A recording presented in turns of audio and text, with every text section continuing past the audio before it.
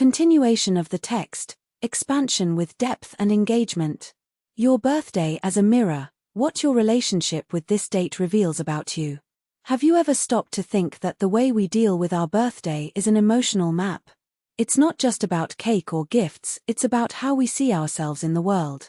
Some celebrate it as a festival of existence, others, as a silent reminder that time passes. But what if I told you that this relationship says more about your personality than you realize? 1. Birthday as a thermometer of self-knowledge. Think about it. What do you feel when someone remembers your date? Relief. Indifference. A weight on your chest. Each reaction is a sign of how you deal with attention, affection, and even aging itself. If you love to celebrate, and are hurt when people forget. Maybe you associate love with concrete gestures, not out of selfishness, but because you grew up learning that affection is proven with actions. Or, deep down, you still seek external validation to feel worthy. It's not wrong, it's human. But ask yourself, do I need a congratulation to feel seen? If you avoid the subject, and even forget your own date. It could be self-sufficiency, I don't need anyone to remind me that I exist, or fear of disappointment, if I don't expect anything, I won't suffer. Sometimes, it's even an act of rebellion against social pressure. After all, why should one day define your happiness? But be careful, avoiding the date can be a way of avoiding yourself. If you celebrate, but in a different way, solo travel, donation, reflection. Congratulations, you've probably mastered the art of celebrating life on your own terms. These people tend to have emotional maturity and understand that a birthday is not about the past, the day they were born, but about the future, what they still have to build. They are those who transform the date into a ritual of renewal, not nostalgia. 2. The science behind birthday letting go. Studies in psychology show that people who take the date for granted often have low need for social approval, common trait in introverts and highly sensitive people. Memories associated with losses, e.g., birthdays after bereavements or separations, become days of disguised mourning. Focus on the process, not the milestone, like athletes or artists who see life as a continuous journey, not chapters. Neurological curiosity. The brain releases dopamine when we are the center of attention, but in those who avoid celebrations, this reward is replaced by the serenity of having no expectations. In other words, they exchange euphoria for peace. It's not indifference, it is a well-being choice. 3. The dark side, when don't care hides something. It's not always just detachment. Sometimes behind the phrase "I don't like birthdays" hides unresolved fears. If I celebrate, I'll remember that I'm getting old. If you call people, no one will show up. The brain prefers to avoid anticipated pain. Guilt. I don't deserve to celebrate, common among those who grew up hearing that having a birthday is for children. Unassumed loneliness. I prefer not to attract attention so as not to confirm that I am alone. Quick test. When someone wishes you happy birthday, you A. Smile and say thank you, genuinely. B. Diverts the subject, okay, thanks. C. You feel a lump in your throat, even if you disguise it. Your answer reveals how you handle affection. 4. How to turn your birthday into a self-knowledge ritual. What if, instead of ignoring or exalting the date, you used it to reconnect with yourself? Some powerful exercises. The invisible gift. On your birthday, write a letter to yourself with 1. A lesson you learned in the last year. 2. A fear that you have overcome, or still need to overcome. 3. A dream that you will pursue in the next 12 months. Save and open on your next birthday. You will be surprised by your own evolution. The supper of the 5 senses. You. Instead of a party, create a sensory experience. Vision. Watch a sunset or visit a place that inspires you. Listening. Listen to a song that marks a phase in your life. Tact. Wear clothes that make you feel powerful. Taste. Eat something that takes you back to childhood. The cake doesn't have to be traditional. Smell. Light an incense or perfume that brings you peace. Goal. Celebrate yourself, not the date. The personal new year. Many cultures, such as the Jewish, celebrate the birthday as a reset.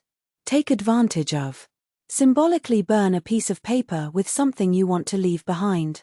Plant a seed, literally, as a metaphor for new projects. Make a donation, money, blood, time. Giving is a way of celebrating your own abundance. 5. What your birthday says about your future. The way you view this date today can predict how you will age. Those who celebrate with gratitude tend to have more resilience in old age. Studies show that those who cultivate small joys live better. Those who avoid the date can develop social isolation not due to a lack of love, but due to habits of withdrawal. Those who reinvent celebration, travel, volunteering, learning, generally keep their minds young for longer. Key question. If you could choose how you want to be remembered 30 years from now, is your way of celebrating, or not, today in line with that? 6. For those who love to celebrate, beware the validation trap. If you are one of those who love parties, congratulations, and treats, be careful. The danger is not liking birthdays, it is depending on them. Ask yourself, if no one congratulated me, would I still feel special? Am I celebrating my life, or the image that others have of me? Tip: this year, try an experiment. Celebrate, but include a moment of your own, a walk, a meditation, a diary. The true gift is remembering that you exist beyond the eyes of others. 7. The quiet revolution. Why more and more people are reinventing birthdays. In recent years, the movement to celebrate in a non-traditional way has grown.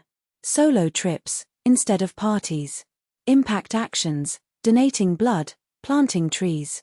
Unbirthdays, celebrate on another date, without pressure. Why? Because we are tired of performing happiness.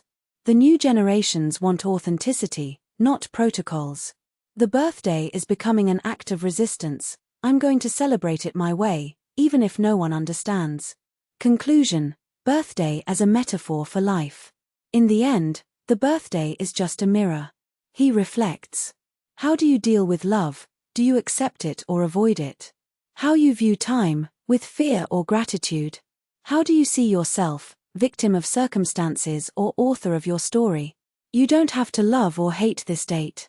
But you can use it to ask yourself, what do I really want to celebrate in my life? Who do I want to be when the next birthday comes? And if today you learned something new about yourself, that's the best gift you could receive.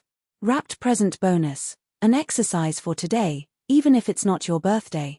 Take a piece of paper and answer. 1. What was the most memorable birthday of my life?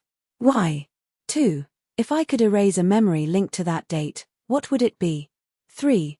How would I like to feel on my next birthday? Save these answers. In a year, reread it. You will be moved by your own journey. Speech balloon. Now it's up to you. Do you identify with any of these profiles? The celebrator, the avoider, the reinventor? What was the birthday that changed your life? Tell us in the comments. I love real stories. Are you going to try any of the exercises? Tag me on Instagram if you do, @Superphil. Share this text with anyone who needs to rethink their relationship with their birthday. And if you liked this dive, activate the bell so you don't miss the next reflections, because life is short for meaningless data. Until next time. Oh, and happy birthday, today and always. Glowing star. Why and? Does this text work? Psychological depth goes beyond the obvious, exploring causes and effects. Interactivity, exercises, direct questions to the reader. Empowerment turns a date into a tool for self-knowledge. Emotional calls to action, not just like but do this exercise and tell me. Tip to adapt: swap birthday for any other social rite, Christmas, Valentine's Day, graduations, and apply the same structure. Engagement will be immediate. Crystal ball: what if your birthday were 365 days of gifts?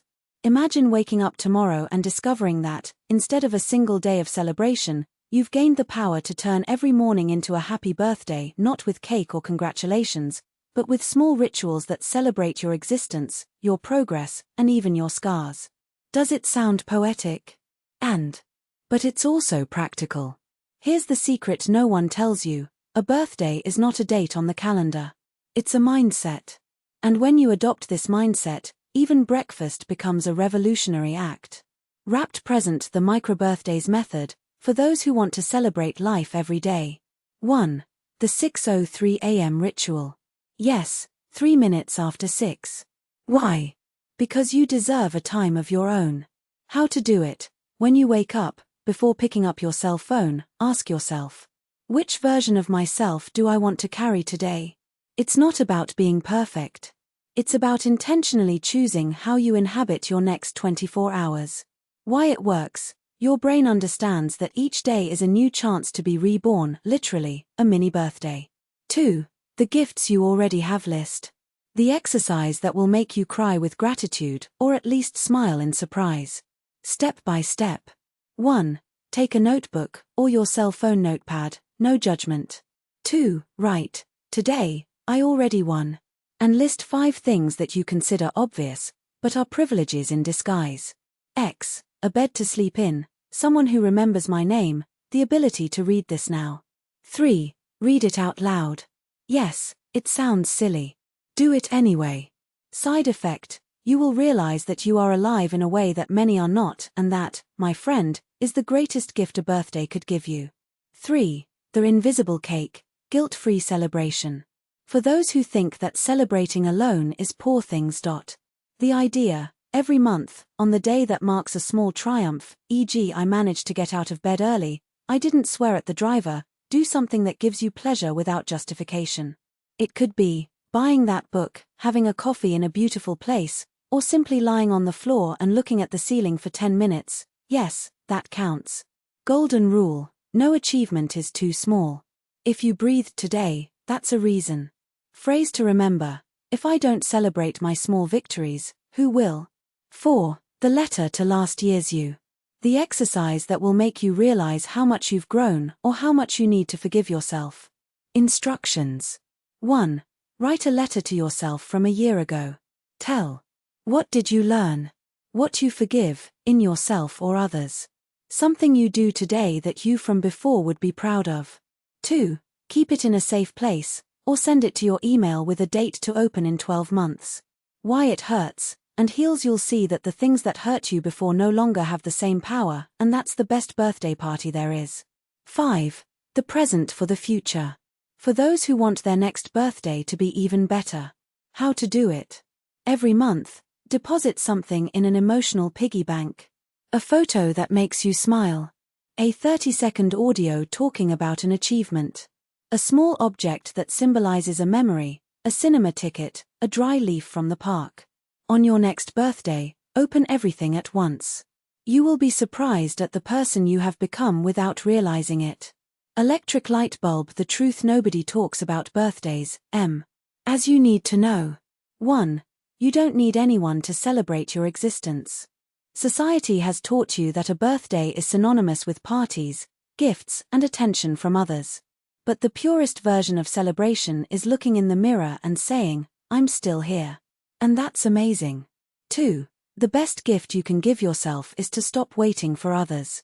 How many times have you postponed happiness because so-and-so didn't care, no one remembered, or it didn't turn out as I imagined?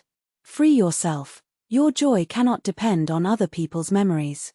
3. Birthday is not about the past. It's about the future you're building now. The date marks the day you arrived, but what matters is what you do with the days that came after. Powerful question. If I could give next year's me a gift, what would it be? Tip. Start working on it today. 4. People who don't celebrate, or celebrate little, are often the ones who celebrate life the most. They understood that magic is not in a day, but in every breath, every choice, every little yes to existence. Beautiful paradox. Those who least need a birthday to feel alive are those who know most what it is to be alive. Rocket 7-Day Challenge, for those who want to turn next week into a silent party. Day 1. Wake up and say out loud, Happy birthday, your name. Today I choose. Complete with an intention. Day 2. Write down 3 things you already have that are gifts in disguise. Day 3. Do something just for pleasure, without guilt, even if it's wasting time watching a stupid video. Day 4. Send a message to someone who made a difference in your life, without waiting for a response. Day 5. Forgive a past version of yourself, that mistake, that shame. Write it down and tear it up. Day 6. Create a nightly ritual, could be tea, music, 5 minutes of silence, to close the day as if it were a mini birthday. Day 7. Plan a gift for the future, an action, a habit, a promise you will give yourself in the next 30 days. Bonus, if you do everything, tag me on Instagram, @yourprofil, with the hashtag #MuenoDePresence. I will repost the most inspiring stories. Speech balloon. Now it's up to you, but this time, it's going to hurt in a good way. Which of these rituals will you try this week? It's not a rhetorical question. Answer in the comments. I'll read each one. When was the time you found yourself celebrating something small and it changed your day? Real stories fuel this space. If you could give the you from a year ago a gift, what would it be? It makes me emotional just thinking about the answers. Share this text with anyone who needs to remember that life is made up of micro-celebrations and that the best birthday is the one we live every day, even without candles. And if you've made it this far, activate the bell not only so you don't miss the next reflections, but as an act of self-celebration. I deserve more content that makes me think like this. Until next time. And happy birthday, today, tomorrow, and always. Milky Way. Why does this text go beyond the original? 1. From theory to practice, it doesn't just stop at reflection, it gives concrete exercises to apply today. 2. Ritualization of everyday life, transforms simple actions, like drinking coffee, into acts of celebration, creating lasting engagement. 3. Viral challenge. The 7-day challenge is shareable, visual and personal, perfect for social media. 4. Even more intimate tone, uses soft imperatives, do, right, that invite action without sounding authoritarian. 5. Layers of depth, goes from psychology, why do we avoid praise, to practical philosophy, how to celebrate existence. Tip for adapting. Replace birthday with how to turn every Monday into an epic fresh start. Why New Year's Eve should last all year round, and how to do it. The secret of people who celebrate small victories, and how it changes everything. Guaranteed engagement. People love it. Content that makes them feel special without depending on others, and this text delivers exactly that. Why some people turn boredom into a superpower, and how you can do the same. Have you ever met someone who loves being alone, who doesn't miss the hustle and bustle, and who, when everyone complains about having nothing to do, simply smiles and immerses themselves in their own silence? While the world runs after stimuli, social media, series, parties, shopping, these people seem fueled by stillness, as if they had access to a secret channel of satisfaction. It's not laziness. It's not a lack of ambition. It's something much more interesting, the art of transforming emptiness into fuel. What boredom hides, and why you should pay attention. Most of us have been taught to fear idleness. From an early age, we hear that an empty mind is the devil's workshop, that he who stops, loses, that productivity is a virtue. But what if boredom wasn't an enemy, but a portal? Neuroscience research shows that, when the brain is not busy with external tasks, it activates the default mode network responsible for creativity, memory, and even the construction of identity. In other words, when you do nothing, your brain does everything. People who don't escape boredom often discover this by chance. They have already tried to fill every minute, and realized that it exhausted them. They grew up in environments where silence was safe, not associated with loneliness or abandonment. They discovered that the best ideas come when they stop looking for them, like the story of Einstein and the theory of relativity, which came in a moment of idleness. But there is a crucial detail. This is not passivity. It's active boredom, one where you choose not to be distracted, rather than being swallowed up by procrastination. The 3 types of people who master boredom, which one is yours? 1. The alchemists of solitude. Trait: transform time alone into self-knowledge or creation. Example: writers, artists, philosophers. Key phrase: if I don't get bored, I won't create. 2. The silence strategists. Trait: they use boredom to plan, observe, and act with precision. Example: leaders, investors, chess players. Key phrase: whoever runs after everything, loses what matters. 3. The nomads of the mind. Trait: they do not fear emptiness because they know that it is temporary. Example: lone travelers, meditators, scientists. Key phrase: Boredom is just the pause between one discovery and another. Which one is most like you? Reply in the comments. I love hearing. Boredom as training for modern life. We live in an era of professionalized distraction. Algorithms, notifications, endless to-do lists, all conspiring so that we are never alone with our thoughts. But here's the paradox. Those who don't learn to deal with boredom never learn to deal with themselves. People who master the art of productive leisure have surprising advantages. Heavy checkmark, less anxiety, because they do not depend on external stimuli to calm down. Heavy checkmark, more creativity, the brain in rest mode makes unexpected connections. Heavy checkmark, better relationships, those who are not afraid of silence listen better. Heavy checkmark, emotional resilience, they know that discomfort is temporary. Quick experiment, do it now. 1. Turn off all notifications for 15 minutes. 2. Sit without doing anything, no cell phone, no music, no book. 3. Notice what comes up, ideas, memories, insights, or just your breath. 4. Write down one thing you didn't notice before. Yes, this sounds simple. But try it. The result will surprise you. How to train your boredom muscle without becoming a hermit. You don't have to lock yourself in a cabin in the woods, unless you want to. Small doses of strategic boredom change everything. Small blue diamond, the minute of nothing. Before picking up your cell phone in the morning, spend 60 seconds just observing the window, your hands, the ceiling. Why? It reprograms your brain to not depend on immediate stimuli. Small blue diamond, the void diary. When you find yourself scrolling aimlessly, open a notepad and write. What am I avoiding feeling right now? Side effect, you will discover that 80% of your distractions are escapes from a single emotion. Small blue diamond, the creative boredom challenge, for the brave. Choose a day a week to not consume passive content, no networks, no series, no podcasts. What to do? Walk, draw, cook without a recipe, or simply let your mind wander. Result, at the end of the day, you will have at least one new idea, guaranteed. The inconvenient truth, boredom is a privilege. Yes, there is a dark side to this story. Not everyone can afford to be bored. Those who work exhausting shifts do not have time for productive leisure. Those who live in chaotic environments, wars, poverty, cannot appreciate silence. Those who suffer from depression or chronic anxiety often confuse boredom with despair. This does not invalidate the technique, it just reminds us that gratitude for boredom is a political act.